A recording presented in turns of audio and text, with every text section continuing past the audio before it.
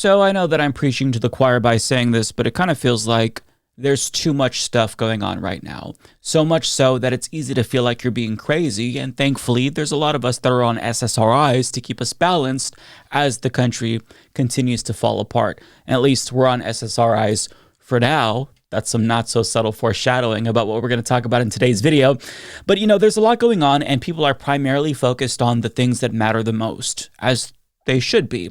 But there are less significant things happening that I want to talk about, because I think it's still important to pay attention to these things, because they all speak to the collective stupidity of the Republican Party that Americans apparently aren't aware of. So we need to make them aware of this party's stupidity. And the idiocy that we're going to talk about today ranges from harmless to downright deadly. So the common theme here is that our government is run by some of the most incompetent people to have ever lived. And I feel like you might think that that's hyperbole, but by the end of the video, you're going to be saying, actually, Mike, you weren't being hyperbolic enough. We need to go full Chicken Little right now because of how bad things are. So let's start with the less consequential things, specifically the Trump ass kissing that we're seeing from Republicans. That is just downright sycophantic. The New York Times reports, in one of his first acts in office, Representative Addison McDowell, a Republican of course, a freshman from North Carolina, submitted a bill that would change the name of Washington Dulles International Airport to Donald J. Trump International Airport. He said he wanted to put Mr. Trump on even standing with another Republican icon, former President Ronald Reagan, who has a D.C. airport named after him. Representative Marjorie Taylor Greene, Republican of Georgia, filed legislation to expunge the two impeachments of Mr. Trump, an attempt to clear the record of any mention of his alleged offenses and make it as if the impeachments had never passed the full House of Representatives. That's going to lower the cost of eggs, right, guys? And just last week, Representative Anna Paulina Luna, Republican of Florida, submitted a bill to add Mr. Trump's likeness to Mount Rushmore, placing him alongside George Washington, Abraham Lincoln, and Theodore Roosevelt. And that's all good, but has any Republican thought about introducing legislation to mandate a tattoo of Trump's face on all of our foreheads, just so that way nobody forgets who's president currently? Now, listen, I also don't want to forget about the Representative Andy Ogles, who proposed a constitutional amendment to let presidents serve 3 terms so long as they're non-consecutive, which conveniently makes Obama ineligible. Now, on top of that, Marjorie Greene introduced a bill to permanently rename the Gulf of Mexico to the Gulf of America, so she's really focused on the things that matter, as you can tell. But I'm admittedly burying the lead here, because even though these proposals are meaningless gestures, aside from Ogle's constitutional amendment, these things sound reasonable compared to what we're going to talk about next. So buckle up, because it's about to get a lot more fucking idiotic. The Hill reports Republican Claudia Tenney introduced a bill to make Trump's birthday a national holiday. Man. Wow. Why not make a bill mandating that we all line up and suck his dick while you're at it? Although I shouldn't joke about that, because I don't want to give them any ideas. They might actually do that at this point. But we haven't reached peak stupidity yet, because Republican Earl Carter introduced legislation to, get this, annex Greenland and rename it Red, White, and Blueland. Yeah, I mean, what are we supposed to do with this? How are we supposed to take this country seriously? I mean, this clearly isn't going to bring down the cost of groceries, so Americans should definitely pay attention to that, maybe write that down. But I mean, seeing things like this, it makes me unironically root for the fucking asteroid that has a 2% chance of hitting us in 2032. Just put our species out of its fucking misery already. Like, that's my feeling when I see headlines like that. Between this and Big Balls becoming a senior advisor at the State Department, I just can't help but feel like nothing matters anymore. Like, you grow up learning about all of these advances that civilization has made, and then we come to a point where Big Balls is a senior advisor at the State Department, and Republicans are trying to make Greenland red, white, and blueland. I don't want to do this anymore. You know what I mean? Now, to be clear, up until this point in the video, all of these things that we've talked about have been mostly inconsequential. But as you all know, stupidity can also have very dangerous consequences as well. For example, Republican Greg Kometz introduced legislation to ban mRNA vaccines, including the COVID-19 vaccines. And guess what? That legislation just passed out of the House Judiciary Committee by a 12-8 vote, meaning it's now headed to the floor of the House of Representatives. That's where we're at as a country. Now, COVID vaccines, for those who don't know, have saved millions of lives. And different mRNA vaccines could be developed to one day save millions more to cure different diseases. But Republicans just want to stop them from being developed altogether because they're fucking insane. I mean, this is a death cult for all intents and purposes. And I know that that sounds really uncharitable, but I mean, this is a death cult. All of their policies will facilitate death and destruction, and you can't not deduce that this party just wants people to suffer. And on the subject of unnecessary suffering, our new health secretary, RFK Jr., who's definitely not anti-vax himself, by the way, is taking aim at SSRIs, which is a common medication used to treat obsessive-compulsive disorder, depression, anxiety, and other mental health issues. Now, Mother Jones reports that RFK Jr. signed a memo within hours of his confirmation, laying out his plans for his first 100 days in office, which apparently includes an assessment of SSRIs. Quote, the government, he said, would assess the prevalence of and threat posed by the prescription of selective serotonin reuptake inhibitors, antipsychotics, and mood stabilizers. Oh, goody. Now, the policy implications of this assessment are not clear, but we do know that he definitely doesn't like SSRIs and has talked about how they're overprescribed because, he thinks he's more qualified than every doctor in the country. But back when he was still running for president, he was so anti-SSRI that on a podcast, he said that we should put people on SSRIs into labor camps, wellness farms to grow organic food to break their addictions to SSRIs and other drugs that he doesn't like. But let's hear it straight from the horse's mouth so you don't think that I'm misconstruing what he's saying. Quote, I'm going to create these wellness farms where they can go to get off of illegal drugs, off of opiates, but also legal drugs, other psychiatric drugs if they want to get off of SSRIs, to get off of benzos, to get off of Adderall, and to spend as much time as they need, 3 or 4 years if they need it, to learn to get reparented, to reconnect with communities. Now, he graciously says that this service will be offered free of charge, which is incredibly generous if you ask me, because I was expecting to have to pay to work for them, but apparently it's free, which is cool. We all love to do work for free. The only problem is that if somebody, say, spends 3 or 4 years there, how exactly are they supposed to support themselves during that time and when they get out? It's not like all of us have rich family members that we can exploit that can support us, if we want to take a multi-year stay at a wellness center. Furthermore, who are you, RFK Jr., to tell us that our doctors are wrong to prescribe us with the medications that they say we need? I mean, your brain, just like any other part of your body, sometimes requires medicine for it to work properly.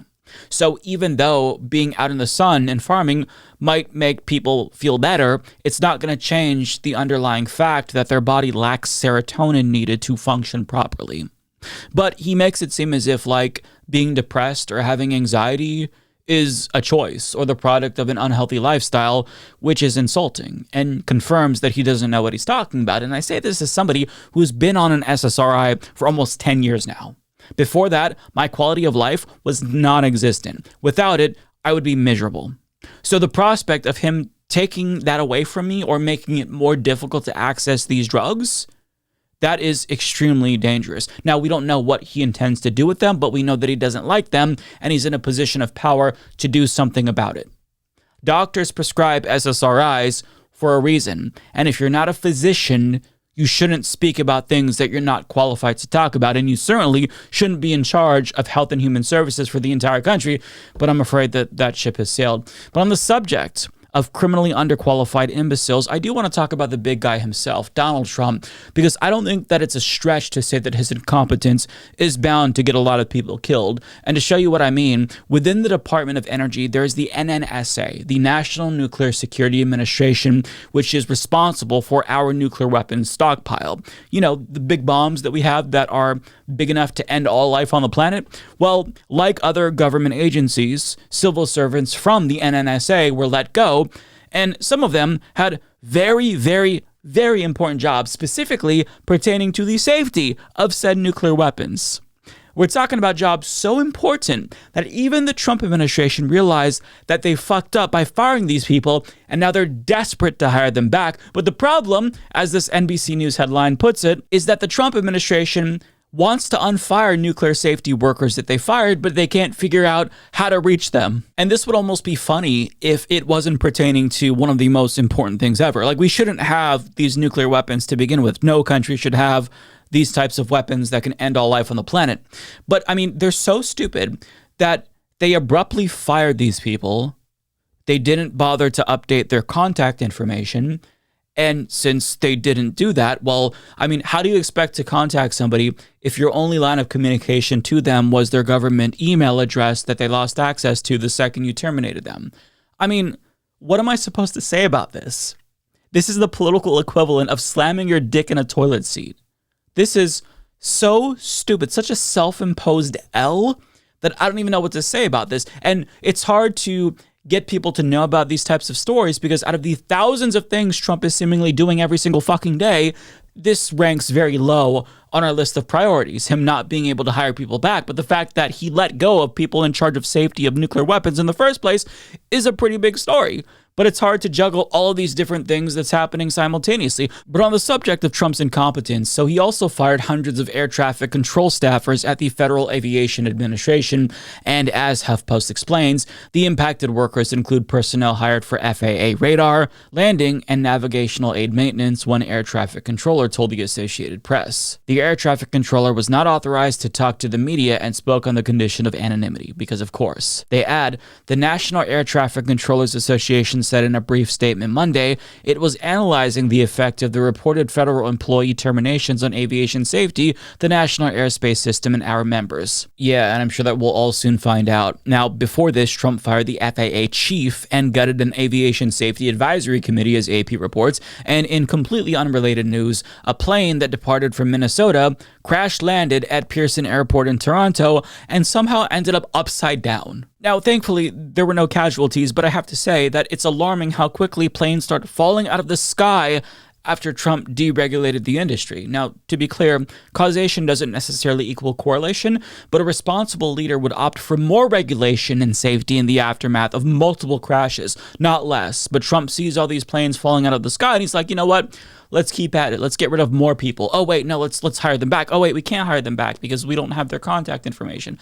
It's just a clown show that we're seeing on a daily basis. But as you know, this is what we're going to have to expect for the next 4 years because our president is a complete fucking buffoon, which is another point of concern in and of itself because his stupidity can easily be preyed upon by other world leaders who are much smarter than him. Case in point, Alan Pincus, a former Israeli diplomat, warns how easy it would be for Israel's prime minister to lure Trump into a war with Iran by attacking them and basically forcing the United States to come to their defense. Now, for those who don't know, a war with Iran is something that Netanyahu, the Israeli prime minister and war criminal, has been wanting for a very long time, and he's previously tried to goad other U.S. presidents into a war with Iran, but none of them took the bait, even if they really wanted to invade Iran too.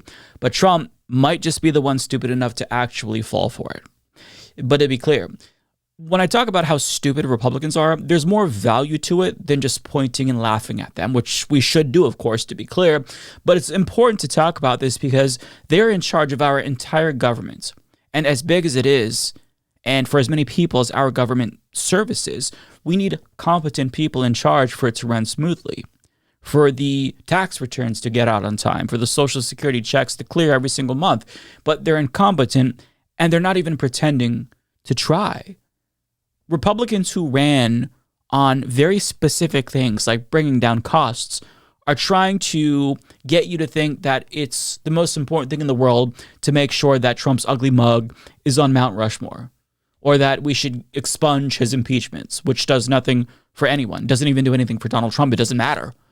But this is what we're dealing with. They're incompetent, and they're not even pretending to try to be competent. There's not even the facade of qualified people in government. And ironically, while Trump and his goons claim that we've gone back to a meritocracy by purging the government of DEI hires, what's actually happening is the formulation of a cockistocracy before our very eyes, where the least qualified people in the country are the ones with all of the power. Turns out that the people that they deemed DEI were qualified all along, and they're the ones who are the fucking idiots who aren't qualified to be in those positions of power. Shocker, I know. And their stupidity alone is cause enough for concern. But when you also take into account the sheer cruelty of this party, things start to look really goddamn bleak. But it's not like any of this is new. Fascists of the past and present have proven how cartoonishly stupid and corrupt and evil they are again and again and again. And the fascists that we're dealing with right now in this moment are no different. So we need to use their stupidity to our advantage and exploit it and weaponize it against them. We are dealing with deeply insecure, emotionally stunted grown-ups who mostly got to where they are, not because they're qualified, but because they were either born into wealth or they scammed their way to the top. So don't let them make you think that we're all beneath them because they're the ones with power. That's not true. They're the biggest fucking morons in the country, and it should be our mission to remind every single American of this fact repeatedly over the next 4 years. And it also doesn't hurt to laugh at their stupidity as well so we don't go crazy. Like everywhere there's glows. Mama. You see them all the time. I mean, it's constant. Mama. My children will be like, Mama, glow, glow, glow, glow. I turn on TV, there's glows in the background. Every TV show, news media, why? Glow, glow, glow, glow, glow, glow. They're everywhere. Glow, glow, glow, glow, glow, glow, glow, glow, glow, glow, glow, glow, glow, glow, glow.